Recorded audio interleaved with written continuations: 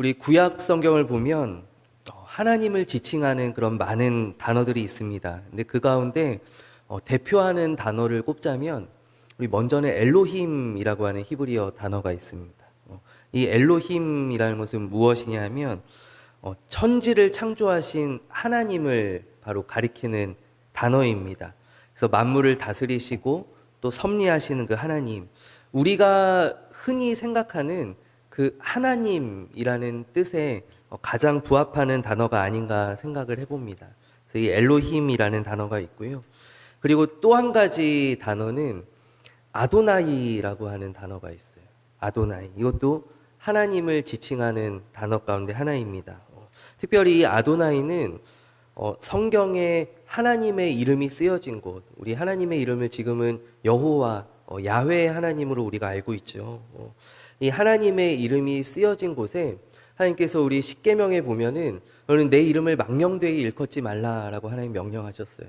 그래서 이 유대인들이, 이스라엘 사람들이 하나님의 이름을 함부로 소리내어서 부를 수가 없는 거예요. 그래서 구약 성경을 이렇게 읽다가 하나님의 이름이 나오면, 야훼라는 이름이 나오면 그 야훼라는 단어를 아도나이로 치환해서 읽습니다. 그러니까 뭐 오늘 우리 성경으로 얘기하자면 야훼 하나님께서 말씀하셨다라는 것은 나의 주님께서 말씀하셨다. 이 아도나이는 나의 주님이라는 뜻이거든요. 나의 주님. 그래서 나의 주님이 말씀하셨다. 이제 이렇게 바꾸어서 읽는 것이죠. 더군다나 이 하나님의 이름 야훼라는 이름은 또 함부로 쓸 수도 없었어요. 이 히브리인들의 이 사고 체계에서 하나님의 이름을 함부로 적을 수가 없는 거예요. 그래서 하나님의 이름을 이렇게 풀네임으로 적는 것이 아니라 하나님의 이름을 자음만 적습니다. 그래서 히브리어 성경을 읽다 보면은 그 히브리어 베하에스를 읽다 보면은 다 모음이 있는데 자음만 나타나 있는 단어가 있어요. 그거는 야훼 하나님의 이름이에요. 근데 자음만 쓴 게 너무나 오래되어서 이제 나중에 되니까 이 하나님의 이름을 어떻게 불렀는지 이 발음이 완전히 소실되어 버린 거예요. 그래서 이게 뭐 우리말로 치자면 이제 이응 히읗만 적혀 있는데 이게 뭐 야훼 하나님인지 무슨 하나님인지 이거를 도무지 알 수가 없게 되었다라는 것이죠. 여러분, 만약에 제 이름을 이렇게 여러분들이 저를 귀하게 여겨주셔서 제 이름을 자음으로만 여기 적는다면, 주보에도 자음만 적어요. 지읒, 기응, 이윽, 지읒, 기역, 이응 이렇게만 적어요. 그러면은 나중에 이제 시간이 많이 지나서 이제 사람들이 이제 추정할 때 이게 정구일인지 아니면 전갱인지 뭐 지구인인지 알 방도가 없잖아요. 그러니까 우리 그런 것처럼 우리 여호와 하나님의 이름이 오랜 기간 내려오면서 소실되었어요. 지금 많은 학자들이 이제 복원하고 그들이 생각하기를 가장 가까운 발음이 바로 야훼일 것이다 라고 이제 추론하고 있다라는 것이 우리에게 잘 알려져 있는 이야기입니다. 그렇다면은 우리 구약에 이제 엘로힘의 하나님, 또 아도나이 하나님, 또 하나님의 이름이 불리는 바로 여호와 하나님이 있습니다. 우리 이 하나님들 가운데 우리가 기도해야 한다고 하면 어떤 하나님께 우리가 구해야 되겠습니까? 그러니까 우리가 기도할 때 부르는 이름이 어떤 이름이 되어야 하겠느냐라는 거예요.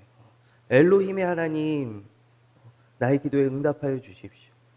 나의 모든 소원들을 들어주십시오. 나의 모든 필요들을 채워주십시오.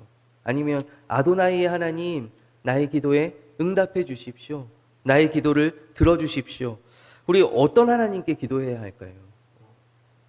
우리가 흔히 생각하는 이제 우리의 기도를 생각해 보면 우리는 당연히 엘로힘의 하나님께 구해야 할 것 같습니다. 왜냐하면 이 엘로힘의 하나님은 천지를 지으신 하나님이시고 또 지금도 만물을 다스리시며 살아 역사하시는 하나님, 무소부재하시며 모든 것을 가지고 계신 정말 부하신 하나님, 그 하나님께 하나님, 내가 이런 문제가 있습니다.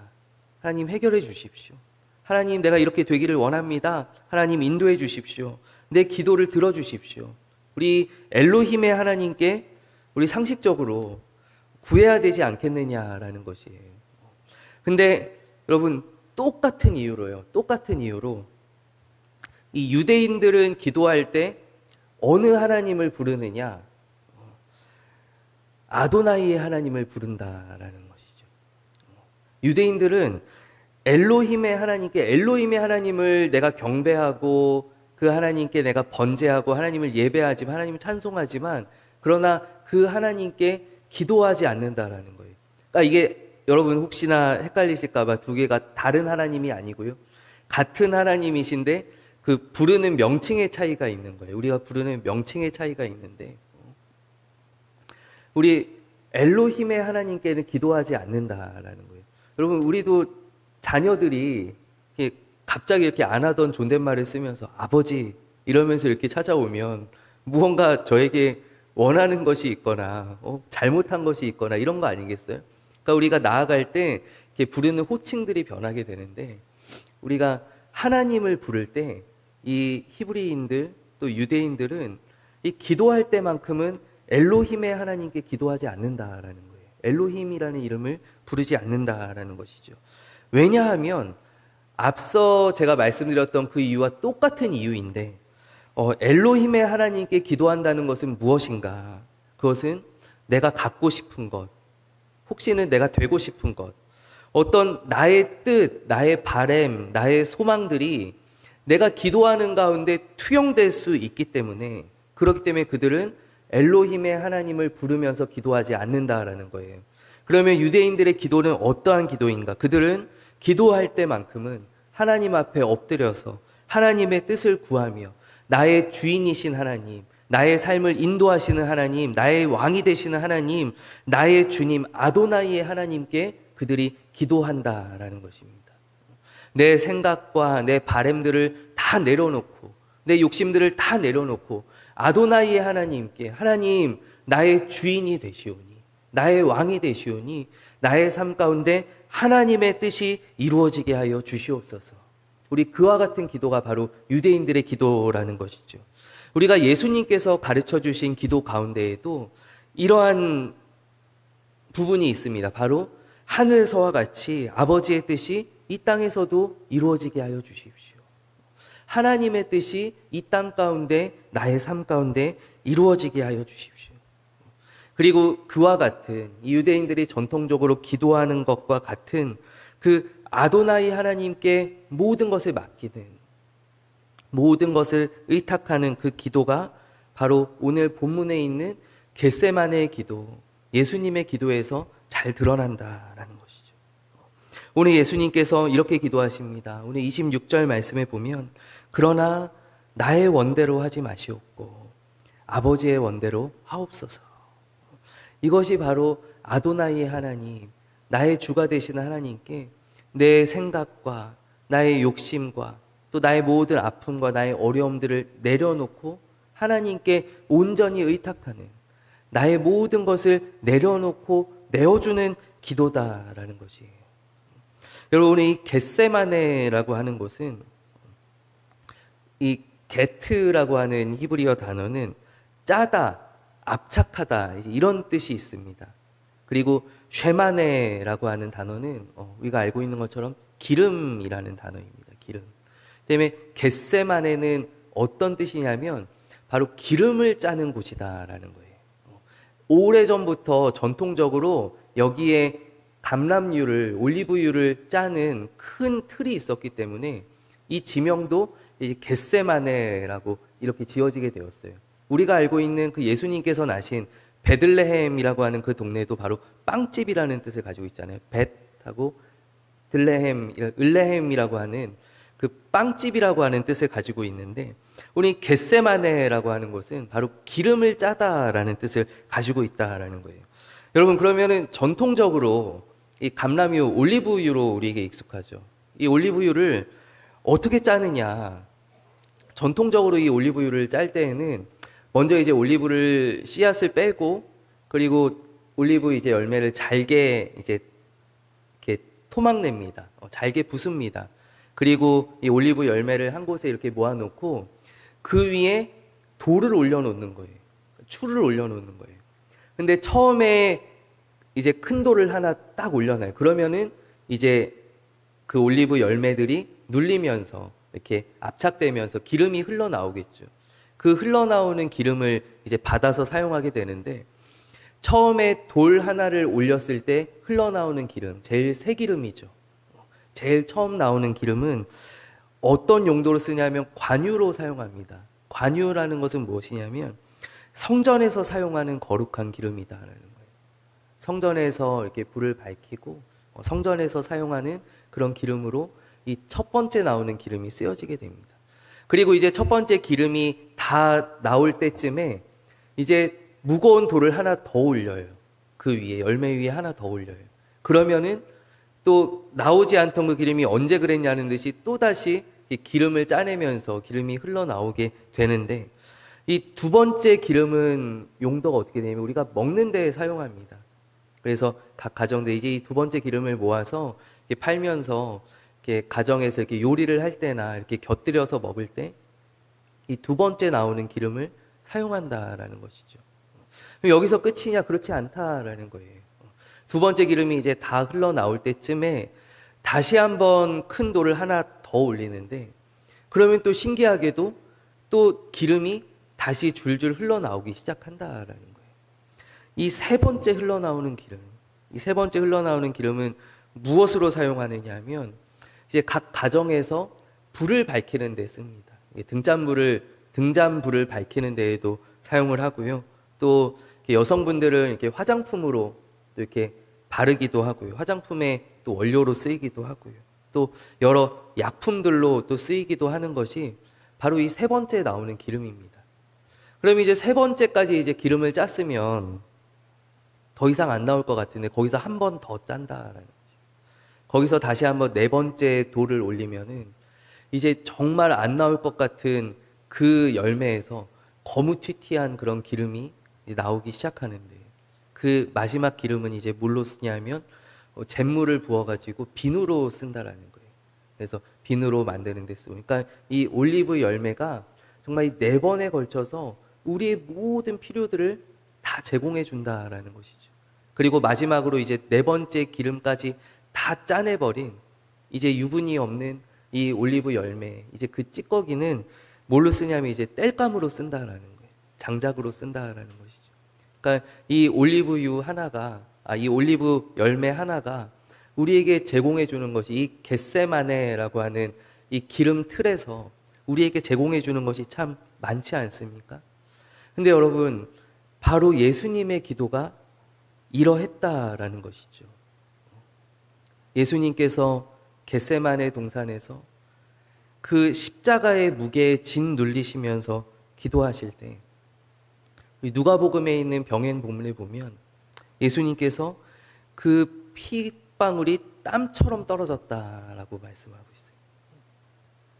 그 정말 땀방울처럼 그 핏방울을 흘리기까지 하나님 앞에 바짝 엎드려서 우리를 위하여서 모든 것을 다 짜내신 그 기도가 바로 오늘 이 겟세마네의 기도였다라는 것이죠.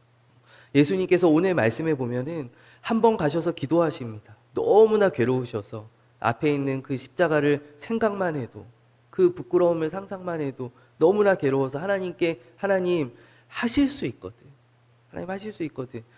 이것 외에 다른 방법이 있다면 하나님 내가 그것을 하겠습니다. 아버지. 이 잔을 내게서 옮겨 주시옵소서. 그러나 나의 뜻대로 마시고 하나님의 뜻대로 하시옵소서. 아버지의 뜻대로 하시옵소서. 그리고 제자들에게 다시 돌아오셨다가 다시 한번 또 가서 또 동일한 말씀으로 기도하셨다고 해요. 하나님, 그러나 아버지의 뜻이 이루어지게 하여 주옵소서. 십자가를 통한 하나님께서 계획하신 그 구원이 이루어지게 하여 주옵소서. 다시 와서 제자들을 깨우신 후에 세 번째 또 나아가서 또 기도하셨다라는 것이죠. 마치 그 올리브 열매가 한 번, 두 번, 세 번 계속 거듭해서 그 기름을 짜내는 것처럼 예수님께서도 계속하여서 아버지 앞에 나아가시면서 그 기름을 짜내어 주셨다. 바로 우리들을 위하여서 그 모든 피와 땀과 그 눈물들을 다 쏟으시기까지, 그리고 그 마지막으로 다 짜내고 짜낸 그 이제 껍데기만 남은 그 육신이 십자가에서 죽임을 당하셔서 마침내 하나님의 뜻을 이루게 되시는 것 아니에요.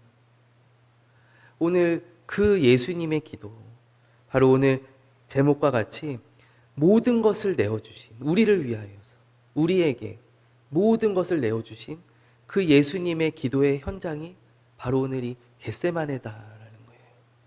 그렇기 때문에 이 겟세마네 기도는 예수님께서 어떤 우리가 흔히 알고 있는 이렇게 성화에서는 예수님께서 이렇게 꼿꼿이 세우시고 이렇게 아름다우신 포즈로 기도를 하시는데, 근데 원래 예수님 고증에 따르면 예수님께서는 땅에 바짝 엎드리셔서 기도하셨다라고 하죠.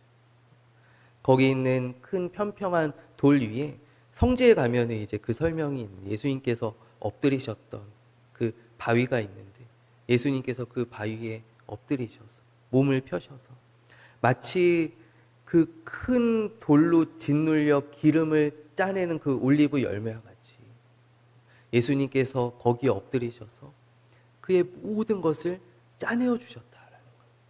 오늘 우리가 함께 은혜 나누었던 이 성찬의 말씀과 같이 예수님께서 그 살을 우리에게 생명의 떡으로, 또 그 보혈을 우리의 모든 죄를 씻으시는 그 생명의 음료로서 예수님께서 우리에게 주셨다라는 것이죠. 우리가 이제 오늘 종려주일 이제 지나 예루살렘에 이제 입성하신, 예수님께서 예루살렘에 입성하신 목적은 딱 한 가지입니다. 바로 십자가 지시기 위함입니다.